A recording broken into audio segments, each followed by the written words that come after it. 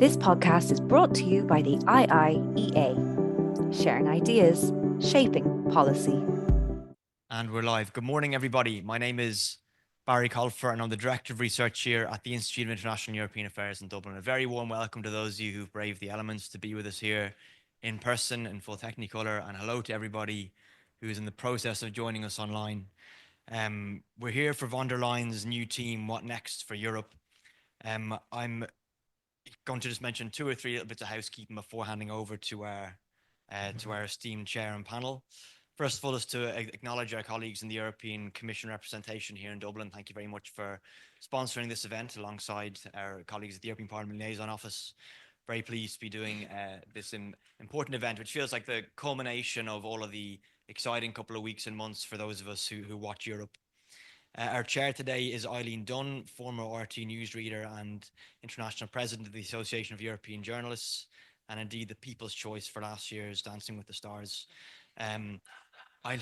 Eileen is going to introduce our panel in a moment, but just again, as ever, Eileen, thanks a million for being with us and for taking the time. Really looking forward to your stewardship.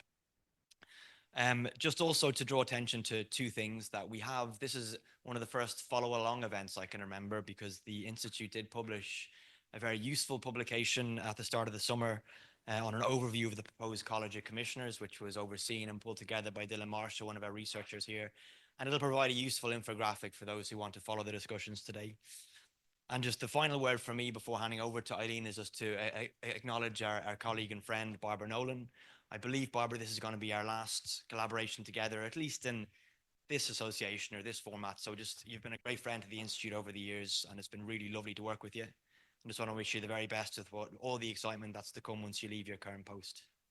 So without further ado, I'm going to hand over to Eileen. I think, first of all, we're going to see if President Metsola comes to the stage. If she does, we might listen to her cúpla focal, and then in due course, President von der Leyen will take the stage. But it's in your capable hands, Eileen. Thanks a million. Thank you. Good morning, everybody, and welcome to those of you who are here in person and, of course, to those online. As Barry says, we're gathered at the Institute for President von der Leyen's address to the European Parliament, where she's going to present her new team of commissioners. And as he says, this event is being co-hosted with the European Commission and European Parliament representation in Ireland. So if you're joining us online today, you'll be able to join the discussion with the Q&A function on Zoom. Please feel free to send your questions throughout as they occur to you, and we'll come to them after some initial discussion with the panel. And if you're in the room, you'll be able to ask your questions by raising your hand in the second half of the discussion. Today's Q&A and the presentations will all be on the record unless stated otherwise, and we would ask you to identify yourselves and declare your affiliations as you ask your questions. To briefly introduce my panel, I see the European Parliament President is on her feet. We might listen in to her in a moment. But on my left, I have John O'Brennan, who's Professor of European Politics at Maynooth University, Catherine Day, former Secretary-General of the European Commission, and Dan O'Brien, Chief Economist at the IIEA. So following the President's speech, the panel will discuss what she's saying and the implications. And in fact, I see she's on her feet already. Okay, well, that concludes the presentation of the new College of Commissioners from Strasbourg. Your thoughts, panel? John first. I thought it was a pretty tepid speech, and it got a pretty tepid response from the Parliament. I mean, at times it was quite embarrassing, I thought. I don't think it was a reflection on individual commissioners, but it wasn't the kind of speech that we normally see in a State of the Union speech. Now, there were interesting things in there, interesting announcements. For example, this investment commission, the competitiveness compass, both of which I think come out of the Draghi report, and the strategic dialogue on defense and security.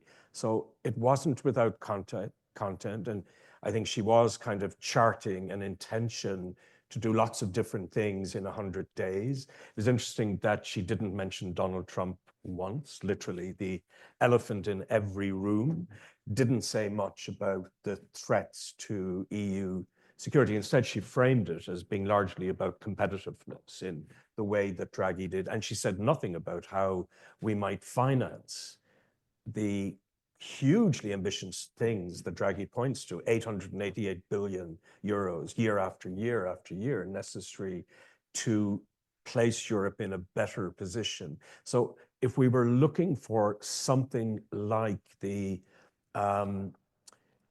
landscape that prefigured the Single European Act in 1985, 86, 87, I don't think we got it there. It isn't to say that it won't happen, but the politics of national jurisdictions, I think, points against even the least ambitious kind of embrace of Draghi.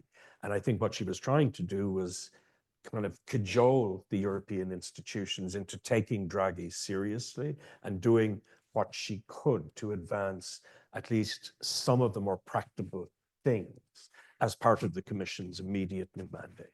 Okay, I'll come back to you on a couple of those points. Catherine, what did you think, and how did it compare to 5 years ago? I'd have a different take on it. It wasn't the State of the Union speech. This is to get the vote in the Commission through. For me, it was quite a confident performance of a Commission President who is totally in charge. She is a second-term president. She knows the ropes. I think there were a lot of subtle messages there that I was picking up. So I agree with John that competitiveness, defence, investment commission, reducing the regulatory burden. But there were hints like the money is too scattered. You're going to see much more concentrated spending of a bigger budget. Smart conditionality, which member states will hate, but which is absolutely necessary. If you ask for a bigger budget, you must be able to show the added value of the spending. I thought it wasn't, the fact that she decided to name check every commissioner wasn't good. It was too long. But that shows you the difficulty she has in running a commission of 26, where she didn't nominate anybody. And through all the toings and froings that we've all witnessed, every member state has got its nominee through. Now, they mightn't like who the other member states have nominated, but they all got their man or woman through. And that in itself was not easy to do. So I think you can see somebody who has structured the Commission to suit her view of the world. She wants them to work across topics. Some will do that better than others. I thought it was very interesting that she started by saying that Europe is an eternal struggle, and it is. And this is one obvious truism I want to say here, but which people forget all the time. The Commission and the Parliament work Europe-wide. That's what they're supposed to do. But the member states are intensely national, and that's what their electorates want them to do. It's only in a crisis, and the crisis has to affect almost all member states before member states will look for a European solution. And heaven knows there are so many crises pre-programmed in where we are now that I am more optimistic than maybe most, because I think Europe will have to respond to a crisis, but it will probably have to get worse before the germs of these ideas will actually form the basis of where we go next. One last thing I'd like to say is that I think as a confident second-term president, with working now with the President of the European Council, Costa, and with Kaja Kallas, I think that's a very strong team, which will be able to work much better together than previous combinations that we've seen. And that, for me, will also be a very important key to the future, which will be very bumpy. Europe is always slow, too expensive, but it's good in a crisis. And I'm afraid it will be tested many times in the next 5 years. Again, I'll come back to you on some of those points, but Dan, your initial impressions. Good. I thought it was good. Let me start with a criticism of something she said. War is raging at Europe's borders. The troops of an East Asian dictatorship are fighting Europeans on European soil. I don't think she actually went far enough to say that the war is on our borders. It's actually within wider on our continent. But I think she framed it well, and I'm going to focus on the economics, but it's impossible to deal with economics these days without looking at the economic security, geoeconomics, geopolitics of it. So I was impressed by the opening where she mentioned freedom doesn't come for free. Every weakness is weaponized. So the world has fundamentally changed over the past 5 years in terms of economic security.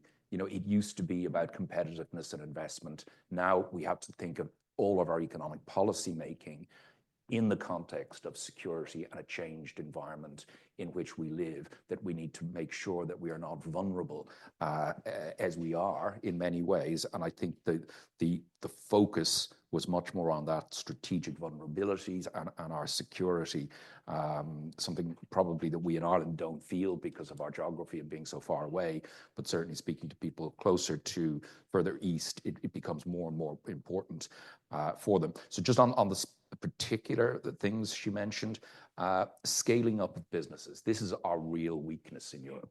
So we are just not getting these companies that are growing rapidly. There's a lot of economic evidence to say that the companies that add productivity, that drive productivity, which is what makes us more prosperous, are those small, medium-sized startup companies. They're the ones that really produce the innovation. And we've been weak. Draghi's pointed that out, highlighted that, the need to scale up. She mentioned that as being really important. She mentioned the regulatory burden. She mentioned the car industry, which she will chair herself. It's a hugely important industry for Europe, and it is threatened given the speed of Chinese electric vehicle improvement. She mentioned a clean industrial deal within 100 days. So overall, I thought it touched on a lot of the right things and put it in a context of an utterly changed security environment. So changed security environment, John, but also changed environment within the Parliament itself and within the commissioners. Do you think that influenced her speech, that she was afraid of offending maybe? Well, she has a majority of EPP people, so in some senses nothing has changed very much. But we have the first representative of the far right that we've, I think, ever had in the Commission. Look at what happened in Romania at the weekend, the latest reminder of the strength of the far right, where a candidate who was barely mentioned in dispatches comes first in the first round of their election. We'll know more after the parliamentary elections at the weekend in Romania, but it was just the latest signal of this move to the right. You can see it very clearly on issues like migration. So she has a delicate kind of balancing. The EPP was depending on some of those right-wing members to get their candidates. Absolutely. The politics of it was kind of ugly, but in some ways it was actually easier than it was last time around and in 2014. I don't anticipate that there'll be a rejection of the Commission in the vote today. There's no indication that's going to happen. And that will probably help her mandate and her legitimacy as well. It's probably stronger than it was last time around. Catherine, she had a subtle dig at the number of women commissioners. She said she got 11 through, but it was up from 5 of the original nominees. That's something she's still very strong on. Yes, it's very disappointing in a way that we actually think we have come further in the normalization of having women at the top table than is the reality. And I think, I mean, President Barroso had struggled to get 1/3 women. President Juncker had to threaten to resign in order to get 1/3 women. How much longer does it take? So, and she clearly puts a great emphasis on it. I think she has some very strong women in her team. And so I think yet again, the normality of having women around the table, and you do need critical mass. And I have seen it directly. The kind of discussion the Commission has is very different when you have a critical mass of women around the table. So I think it would be good for policy making. And it's also good for the visibility of Europe at a time when even in the United States, there's a kind of a kickback. So I think she is passionately committed to that, and she will continue to fight for it. But I think there are a lot of things that Ireland will have to think about. Treaty change, I think a shudder went through almost everybody listening. And defence. But defence, there's no denying that Europe has to step up to its own defence. And Ireland will have to decide where it positions itself. We are not a player. So we could probably get all kinds of opt-outs. Is that the kind of role we want to have in the future Europe? I think a debate that we have dodged for a long time is coming. I do worry a bit about competition policy in that, yes, scaling up is fine. That will mean on the merger side, agreeing more mergers, but on the state aid side, if that reflects a loosening, that will lead to the kind of competition that we have fought against for so long. And I do also worry about just how overall, how open will Europe stay when faced with protectionism in our main competitors. I hope that our reflex in Europe will not be to kind of close down the borders as well from a business point of view, but we will have to fight against that, and that's a vital interest for Europe. So I think there's a lot of food for thought there for the incoming government here. And again, we will have to, even the bigger budget will be a challenge here, but because we are now a net contributor. But my bottom line about saying that it takes a big crisis, my bottom line is that every single current member state understands at a very deep level that its own country, for its prosperity and security, needs the EU to succeed.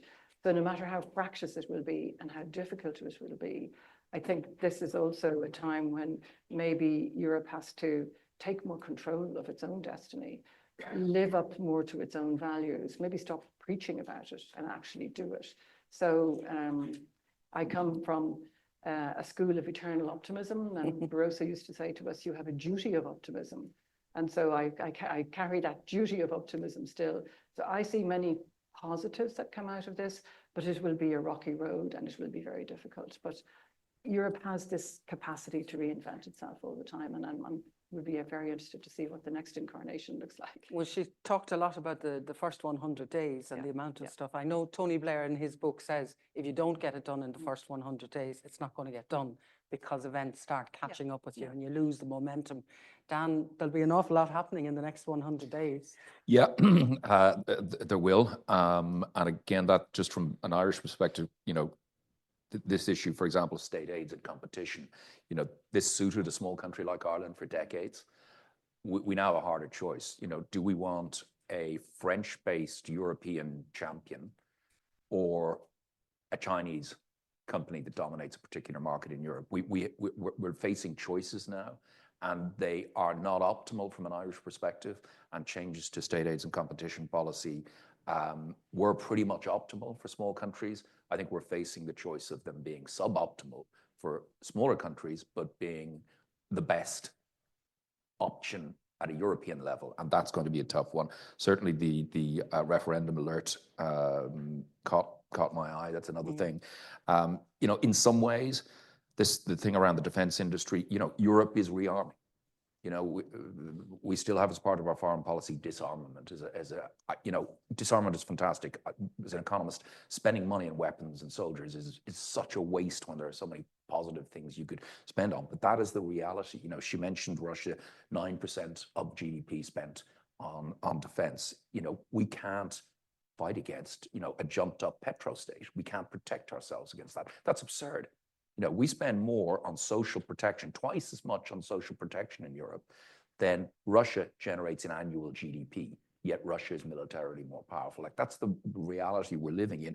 And, you know, we're either going to have to be part of Europe on this or, you know, seek all sorts of opt-outs, which, you know, I don't think is going to be in our national interests. And after the solidarity we got over Brexit is going to look very, very strange to our partners. So and John, if you think about it, even looking at that debate last night, that hasn't featured in our election run-in at all, defence.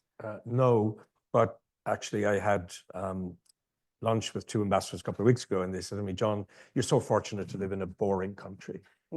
I got what they were saying, but you're right. I mean, Europe is just not part of our cognitive day-to-day being. And I keep saying that this is a threat. The complacency of our political class on Europe is astonishing. We lost two referendums, you know, 2001 and 2008, and they learned none of the lessons. Last year, you know how much government spent on communicating Europe? 345,000 euros. Just slightly bigger than that fucking bike shed in Leinster House costs. So is that an indication of people who are serious about Europe? We have virtually no support in the universities for teaching Europe any longer. If we need funding, we have to go to Brussels to get it. There's no other option domestically. And I guess it's a reflection of the fact that we do crises relatively well, but longer term strategic planning is completely neglected. And Europe is just one example of this. So you see, I was making the point, I did a session with some students last week, that it had become more relevant and that they're more engaged because of Brexit. But in general, we don't seem to have learned. No, I don't think we've learned any of those lessons at all. And when von der Leyen mentioned treaty change, she didn't link it to any specific institutional change or anything else. But that's the point where we have to sell Europe to a public. It's a bit like cramming for an exam when you've completely failed to do any reading in the course of the university term. It's very difficult to do. And we rely on TDs and senators and councillors to some extent to sell Europe when they have no interest in or engagement with Europe for most of their time in the Oireachtas or whatever other level. Yet in the yearly surveys that come out, Irish people see the value of Europe. I was going to pick that up because, I mean, generally, I think we don't spend enough time thinking about Europe, and we don't spend enough time thinking about our role. When we do, we try to inflate it. We could be the leader in whatever. No, we must learn to work with other countries earlier if we want to have an influence.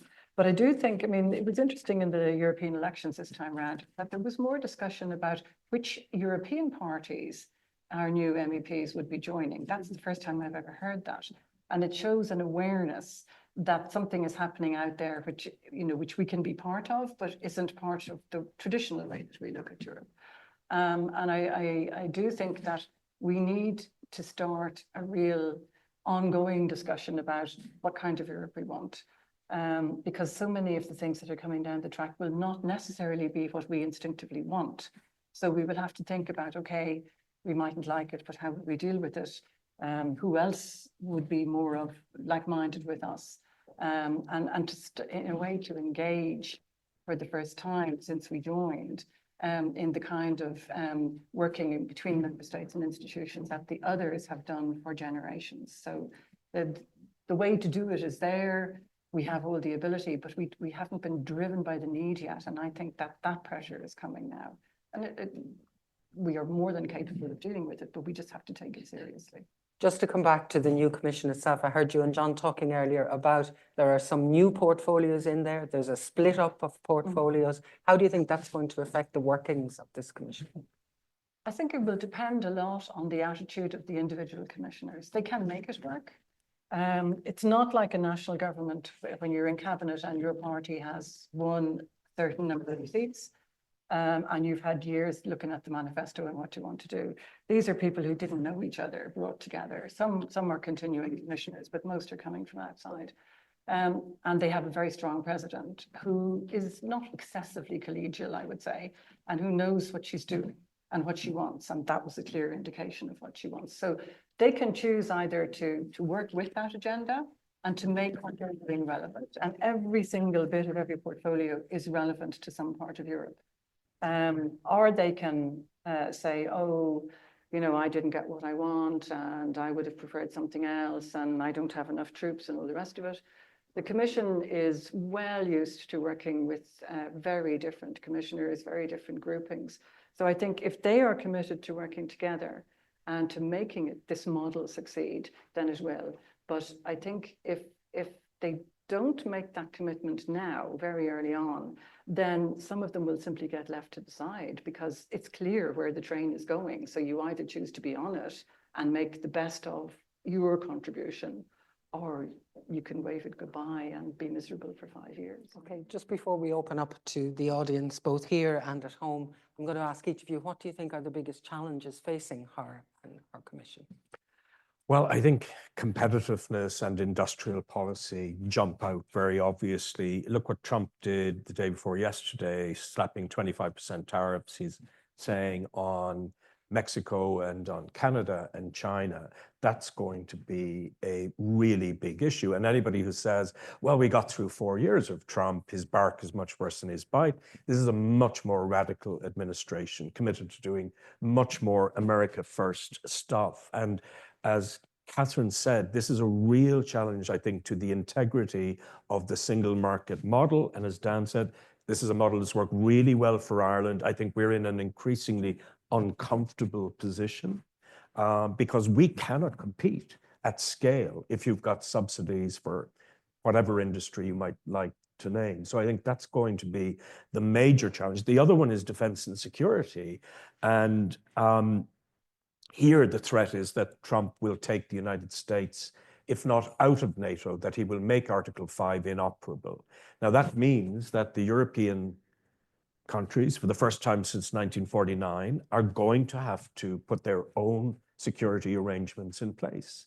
Now, there's been lots of thought, I think, that's gone into this over the last year as it became more likely that Trump would return, but they're going to have to put flesh on the bones of this, including the defense industrial policy that von der Leyen talked about. I think we've got a very good commissioner, or set of commissioners, if you include the Defense and Security Commissioner for the very first time, along with the HRVP. That's a really good, strong team, I think, as Catherine has said. But the world will change existentially if Trump decides to do what he has told von der Leyen and others that he would do in the past. And we're going to have to think very carefully about security and defense and about financing it at European level. I think within the last few weeks, although she didn't mention it, there's some suggestion that tens of billions, Catherine might correct me on this, left over from parts of the budget and Next Generation EU, which have been unspent, are going to be redirected to give Commissioner Kaboulis the start that he needs. But we're a long, long way from anything like a kind of centralized European Commission managed defense and security framework. Catherine? I think in addition to what John has said, migration, because that's something that people are concerned about. So handling that way, we have to have a conversation about why Europe needs migration, why it's part of our prosperity, and how we have to handle it well. And she talked about fair and firm. I think also dealing with the insidious interference by Russia is actually a huge challenge, because the amount of disinformation, the amount of, like we just mentioned, the Romanian elections, that's largely Russian inspired. I think trying to hold on to the way that democracy works and not have it undermined by state actors from outside and the influence, the insidious influence that it has inside. I think that's another big challenge and very difficult to address. And Dan? Yeah, I just think it's important to say that the President of the Commission, just like the President of the United States, doesn't have a steering wheel or an accelerator on his or her desk that can drive the European economy. It's a much more slow burn issue. John pretty much said what I want to say, so I'll say it pretty quickly, that what Trump is currently proposing, nothing has been seen like this since the Smoot-Hawley Act almost 100 years ago. The scale of what he's proposing is simply off the charts. Von der Leyen herself has said that this could cut transatlantic trade by 40%. 40% will push Europe into recession, and many countries are already in recession. And the second thing, again, if there's a question over Article 5 and some sort of deal is imposed on Russia, security situation in Europe will be absolutely transformed. Again, I don't think that's appreciated here in Europe. I saw a security correspondent recently say that if NATO collapsed, it wouldn't have much effect on Ireland because we're not in NATO. That is just absurd. NATO is the absolute center of European security, has been for 75 years.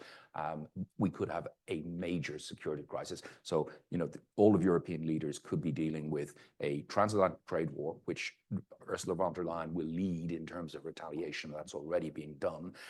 And then a massive security crisis on top of that. Okay. Now I'm going to open up. I'm going to open up to the floor and to our Zoom. So let's take someone from in-house first. I see you with your hand up. As I say, please identify yourself and declare affiliations, please. Hi, Paddy Smith, Irish Times. I agree completely with what has been said from the platform about the challenges facing the European Union, but perhaps I was most struck by the her response to these incipient challenges is really just to say we'll march forward in this direction, rather than to say how she proposes to bridge the gap in terms of the member states. I'm talking about Draghi, the idea of treaty change, the idea, the colossal challenge of MFF, the colossal challenge of building a defence union, all of which require an EU that is qualitatively different from that which at the moment exists. I think this is understood in the Commission. I think it's understood in the Parliament, but I think that, and this has struck me most, that there's a huge gulf with the member states, that there's no evidence yet at all that the member states are prepared to embrace these particular structural fundamental issues, and I just wondered how people see that. Well, one thing is the weakness of the Franco-German relationship, which is partly about the domestic weakening of Macron's authority after the election. I'm sure you've seen today Michel Barnier is saying, if we lose this vote on the budget, the government is going to fall. France is in a really perilous position with a 6% budget deficit. The cuts and the tax rises, 60, 70 billion euros, are very, very difficult. And precisely at the same moment, the government in Berlin is collapsing, and we have a federal election coming up. So I can't remember a time when that Franco-German motor of integration, there were always periods of challenge and stress and everything, but it is weaker than I can ever remember, precisely at the point where we need strong leadership from Berlin and Paris.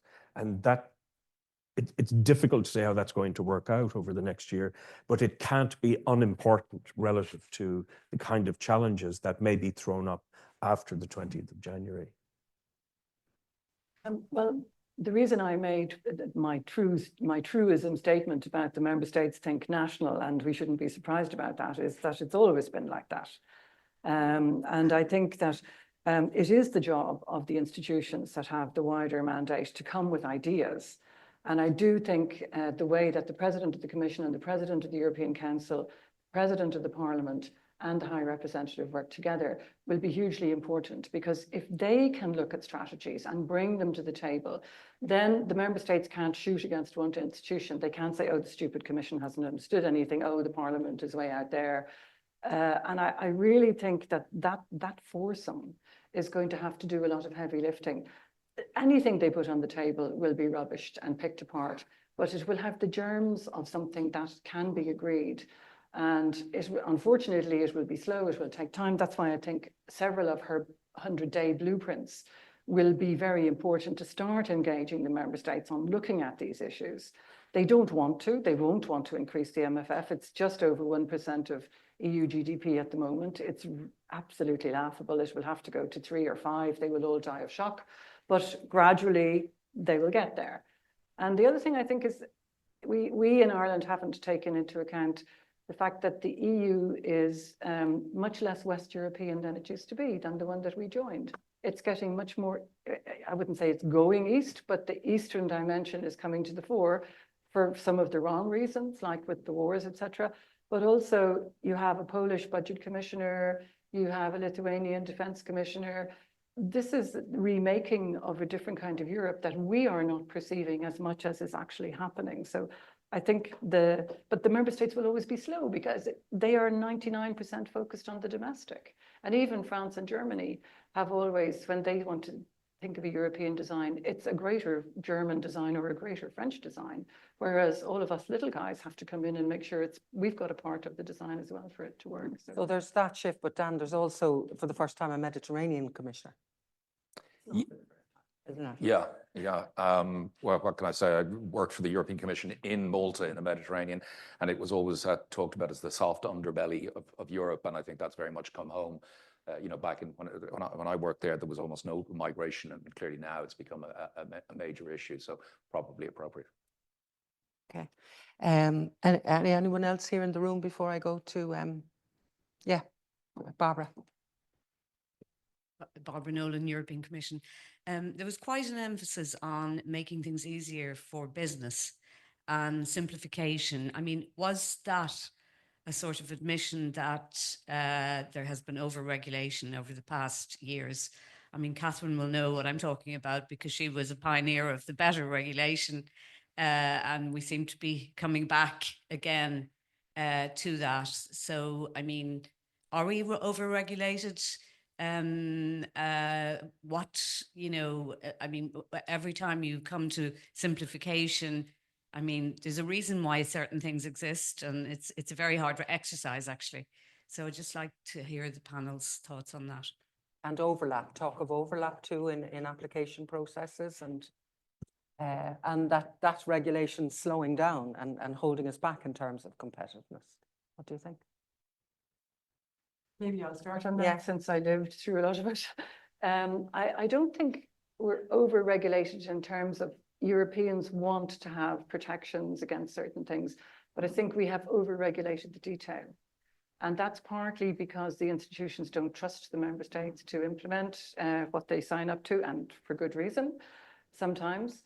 So I think we need, but we're making less and less new legislation. What we have now is a large body of existing legislation, which we're afraid to go back and update. And the second thing I think that is needed is, it isn't only at European level. Loads of detail gets added in at national level. And it should be the case that when you decide something at 27, especially if it's a regulation and not a directive, then the member states should take out what they have, but they don't, they add it on top. So there's as much work to be done in the member states as at the EU level. But I do think also, because we have so many coalitions of interest in the Parliament, in the Commission, in the member states, it is more difficult because everybody has to put some mark into whatever is coming through. And I mean, just looking from the point of view now of being on some boards at the sustainability reporting that's coming down the track, it is hugely expensive. Nobody even understands it. Everybody knows they have to do it. That's a bad place to be. And we should be able to achieve the objectives more easily in a way that you can actually explain to people. So it's not about diluting the ambition, but it's certainly about cleaning out a lot of the detail. And systems cling to their regulations because they know them, even if they're difficult. I know we tried to simplify. We made loads of proposals, and member states says, yeah, I know you're right, but you know, it'd be so difficult to change. So that has to change as well. It's a really complex question, but as we live in a more and more complex world, how to regulate markets that very few people understand, that are extremely detailed. So on one hand, the REACH directive, which regulation for chemicals, was broadly welcomed by there was pushback, but then, for example, But now it's working and welcome. And welcome. And British, when they left, the British chemical industry wanted to stick with it because it gave them some certainty. So regulation can be good. It can also be overly burdensome, you know, for small companies in particular. They have to fill in all these forms. This is really, really difficult for smaller companies. So there needs to be a sort of focus on more possible leeway for smaller companies that just won't get that startup, won't get that the capacity to scale up if they have to spend so much time on form filling and complying with regulation and all sorts of compliance. It'll be very interesting to see, again, what happens in the United States. There is a massive deregulatory plan. Now, maybe that'll work. And if it is, we are going to have to respond to that. But maybe it'll just lead to chaos and it won't be successful. But it'll certainly be a very interesting experiment in whether massive deregulation actually lifts economic growth significantly or just creates chaos. And Europeans might come to appreciate regulation when they see these lunatics in the United States doing the kind of things that Trump is saying he is absolutely going to do. I think we'll be very glad of being over-regulated in that kind of context. I think about the British currently and the choices that they're facing if they're doing a trade deal. Hello, chlorinated chicken and hormone-infested beef. because those are the trade-offs in that kind of world that they have placed Now, themselves. here's a question from Colin Rafter, IIEA member formerly of the Department of Foreign Affairs. Should we be disappointed that there was no mention of EU-UK relations and that there was no mention of the weakening of the multilateral system? No, because they don't really matter anymore. So why should we obsess about it? Even from our point of view, though. Even from our point of view. Okay, Catherine? But I think the fact there was no mention of Brexit shows how much the EU has moved on. Yeah. It's not their problem anymore. The weakening of the multilateral system, I think, is something that could have had a mention, but then she would have had to go into a whole foreign policy area relationship, and she wasn't going to do that today. But I think Europe has to internalize what that means. Like we were the world champions of the multilateral system. We like rules and regulations. We are dutiful. We're very hard to negotiate with, but once we agree something, we dutifully go home and implement it. That world is over now. And we haven't yet imagined what a different world would be. On the other hand, if Europeans stopped preaching so much to the outside world, I think quite a lot of the rest of the world would like a rules-based system. So I think there's scope for something else to come in its place, but maybe we do have to see the chaos. That's the second time you've mentioned preaching. That's obviously Yeah. something that... Well, I think we do too much of that. Yeah. And we have like, what I would find very annoying sitting in a world forum on anything would be to have speeches by the EU leadership followed by 27 identical speeches from the member states. I mean, we have to grow up and realize that that's not what the world wants to see from Europe. They would like to see leadership from Europe, but it has to be expressed in a single voice and of a single policy. And that is politically very difficult to deal with in Europe, but it's part of what I mean about maybe under pressure coming to the next incarnation of what the EU will be. Now, the EU may have moved on from Brexit, but the UK is trying to normalise relations to some extent. Yeah, not sure that's going to go very far. I spoke to somebody in London who's very knowledgeable about these things and is not particularly impressed by how the new government has started and how prepared it is. But let me say, I don't think it's in any way surprising that Ursula von der Leyen didn't mention Britain. Britain doesn't broadly matter that much from a European perspective, but I totally disagree with John in terms of how it matters for us. Brexit, I've always called it a strategic nightmare for Ireland. Britain is a massive neighbour. We are connected to it in so many ways. It was an ideal situation to have Britain locked into the European rules-based order. Now that it's outside, we have this continuous nightmare. Just one example, in recent months, Ireland, despite its geographic position, has had some of the highest per capita number of asylum applications. Now, why is that? Well, government says it's because we have an open border with Britain. We're not part of the Schengen Agreement. Our free movement is with Britain. So we will always be affected by Britain, and Britain being out of the European Union is a sort of daily, weekly nightmare for this country and will continue to be. So we have to pay attention to Britain. It's our big neighbour. We have no choice. Okay, we're almost... Okay, does matter to Europe, and that is on defence. Yeah. And particularly if going forward, yeah. We're almost out of time. Is there anybody? Okay, I just see a couple of hands very quickly. Say here in the middle. Donald O'Bralacon, a member of the Institute. I want to ask basically Dan a question and hear the other comments as well. President von der Leyen mentioned competitiveness, and in the same speech, she said, we must protect the European car industry. And she's also promoting innovation. Well, I suggest that the big lesson we should take from innovation in the States is that it does lead to the destruction of existing businesses. Not completely, but replacing them. IBM still exists, but it's not the force it was. ATT doesn't exist, etc., etc. You can start. We don't allow that in Europe. And it ain't going to happen in the car industry, despite, because she says she's going to protect it. When you see that state of Lower Saxony has a major stake or a 20% stake in Volkswagen. So how serious can the Draghi agenda be taken, given that there are long practices of protecting the incumbents and not allowing Schumpeter's creative destruction. Yeah, that's more a very good statement rather than a question. I think you've captured very nicely the difficult choices and the trade-offs. I could easily see, if you go back, there've been far more European cars in the United States than American cars in Europe. Why? Because we had much higher tariffs on American cars than vice versa. I think we're probably looking at a world where we're going to have much higher tariffs on Chinese and other non-European countries to protect the industry because it's so big.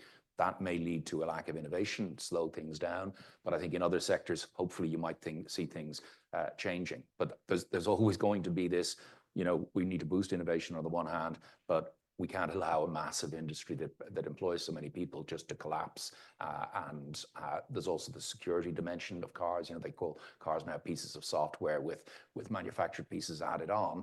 The security questions as to whether the Chinese could push a button and all the electric cars could go off. So I think your question is a perfectly formed difficulty that Europe has. One final one from down here. You had your hand up, yeah. Noel Barden from the Irish Farmers Journal. So if I could kind of follow on from the points that were raised on simplification and over-regulation, I suppose for farmers and agriculture in particular, there were quite a few pieces of Green Deal legislation where kind of the Green Deal targets were actually translated into regulations in the last commission. And what we would have saw was that those that were proposed at the start of the commission or earlier in its term were far stronger than those proposed later on. And there was quite a bit of opposition from Parliament at various stages. Even the pesticides regulation didn't make it over the line. The nature restoration law was very touch and go for a while. So I suppose from this new commission, is there any indications of whether or not it's going to come out strong on these aspects of environmental regulation yet, when it is talking about competition and over-regulation? Or will it take maybe the more moderate approach that it took later into its term? Or do any of you have any thoughts on that? Well, she did say we must stay the course on the European Green Deal. I think, by the way, her commitment to the European Green Deal began to weaken once the farmers arrived in Brussels in January, European Parliament elections coming up in May. And I don't think she should have given in on those things. But she was kind of restating her commitment, saying we must be more agile and announcing a clean industrial deal. Yeah. Not sure what that means, again, within 100 days. I think she points to Teresa Ribera. She's going to have a hugely important portfolio here.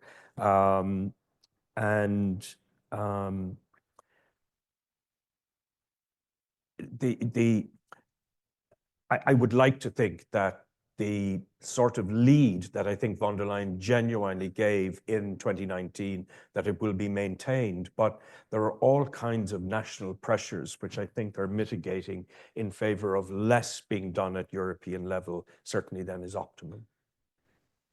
Anyone, either else of you like to comment on that before we wrap? Well, I think the EU is all about compromise. So I think, again, the centre, I think it is right for the Commission to have a bold plan. Climate change is something no individual member state can deal with, so they have to deal with it collectively. They don't like, again, dealing collectively because compromise means everybody gets something, so you have to take bits you don't like. But I think there may be a change in the way things are put. So, for example, I can see renewable energy investment being put under the security heading rather than the green heading. But what matters is that it happens. So I think there will be maybe a rearranging of the words.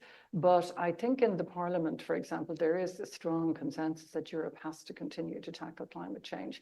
So maybe how it's done will be subtly different, and some of it will be relabeled. But I think she will keep a commitment.